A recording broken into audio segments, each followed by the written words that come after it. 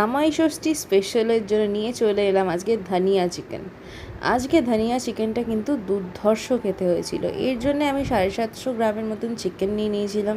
তার মধ্যে হলুদ গুঁড়ো আর লবণ দিয়ে আমি ওটাকে ভালো করে মিশিয়ে ওটাকে ম্যারিনেট করে রেখে দিয়েছিলাম।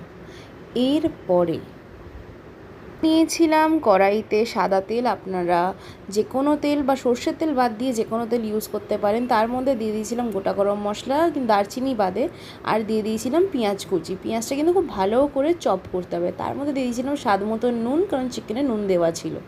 তাই নুনটা দিয়ে পেঁয়াজটাকে বেশ ব্রাউন ব্রাউন হয়ে আসবে, তখন আমরা সেই ম্যারিনেট করা চিকেনটাকে ঢেলে দেবো পেঁয়াজের মধ্যে দিয়ে জিনিসটাকে টোটালি তা ভালো করে মেশাবো। তার মধ্যে দেবো জিঞ্জার গার্লিক পেস্ট, তারপরে দেবো গোটা ধনের পেস্ট করে রাখা যেটা ছিল, দিয়ে ওটাকে ভালো করে মিক্স করব। এখানে মশলা তেমন কিছু লাগে না, শুধু ধনে গুঁড়ো জিরে গুঁড়ো পরিমাণ মতন দিয়ে দিলেই হবে। তারপরে যখন বেশ 60% মতন কুক হয়ে আসবে দিয়ে দেবো কাজু বাটা। ব্যাস, এবার লো ফ্লেম করে এটাকে লিড দিয়ে ঢাকা দিয়ে রেখে দিন 15 থেকে 20 মিনিট। 15-20 মিনিট পরে চিকেনটা কিন্তু দেখতে এরকম হবে। এরপরে আমরা দিয়ে দেবো এর মধ্যে গোলমরিচ গুঁড়ো। এই স্টেপটা কিন্তু খুব ইম্পর্টেন্ট, ভুলবেন না। আর তারপর এই ধনেপাতা বাটাটা, এর মধ্যে ধনেপাতা, কাঁচা লঙ্কা, লেবু আর বরফ দেওয়া আছে। বরফ দিয়ে আমি পেস্টটা করে এটা এখানে ঢেলে দিলাম। এর মধ্যে অ্যাড করে দিলাম বিট লবণ বা বিট নুন, যেটাই বলেন। আর ব্যাস, আমাদের রেডি হয়ে গেল ধনিয়া চিকেন।